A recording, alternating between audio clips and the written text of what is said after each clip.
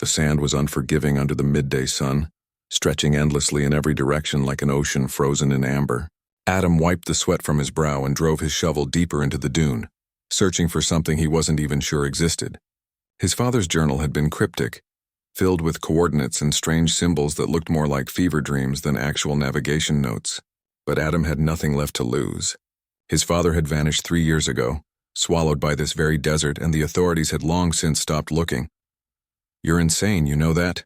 Cora's voice carried across the dig site, sharp but tinged with concern. She stood atop a nearby dune, her silhouette dark against the blazing sky, arms crossed over her chest. "We've been out here for 2 weeks, Adam. 2 weeks of digging holes in the middle of nowhere based on a dead man's scribblings." Adam didn't stop digging. He wasn't just scribbling. "My father was an engineer, Cora.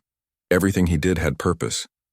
Was he also a lunatic who believed in buried spaceships? She slid down the dune, her boots sending cascades of sand tumbling before her. "Because that's what you're asking me to believe." The shovel hit something solid. The metallic clang echoed across the desert like a bell tolling in a cathedral. Adam's heart stopped, then thundered back to life. He dropped to his knees, brushing sand away with trembling hands. Beneath the layers of desert time, something smooth and dark emerged. Not stone, not metal as he knew it, but something else entirely. Something that seemed to drink in the sunlight rather than reflect it. Cora was beside him in an instant, her skepticism evaporating. "What is that?" "I don't know," Adam whispered. "But it's real." They dug for hours, revealing more of the impossible surface. It curved like the hull of a ship, just as the journal had promised. As the sun began its descent toward the horizon, painting the sky in violent shades of orange and red, they uncovered a seam, a doorway perhaps. Though there was no visible handle or mechanism, Adam pressed his palm against the surface. It was cool despite hours of sun exposure, and something about its texture made his skin prickle with recognition he couldn't explain. The moment his skin made contact, the surface rippled like water, and light blazed from within. Not the warm light of fire or electricity, but something cold and blue that made the surrounding sand glow like snow.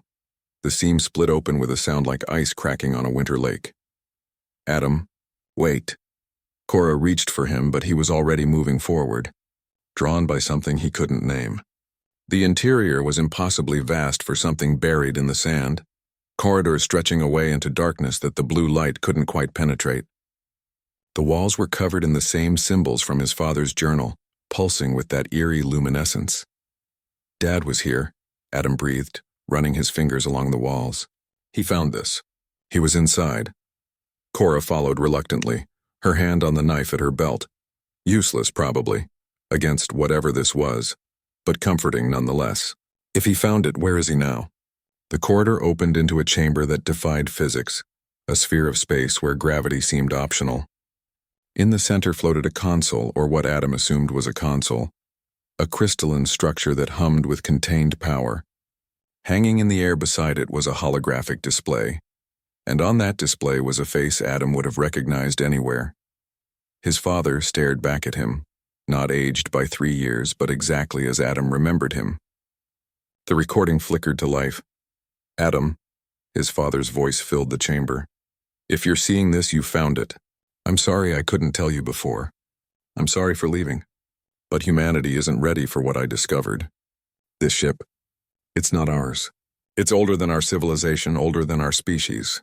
It's been waiting, and I've been studying it, trying to understand. But I made a mistake. I activated something I shouldn't have." The image flickered, showing his father's face creased with worry. "This ship is a terraformer. It was designed to reshape worlds. I don't know who built it or why they buried it here, but when I powered it on, it began its cycle. Adam, you need to shut it down. The desert, all of this, it's about to change. Use the journal. The symbols are a key. You have 6 hours before it's irreversible." The hologram vanished, leaving Adam and Cora in trembling silence. 6 hours. Cora's voice was barely a whisper.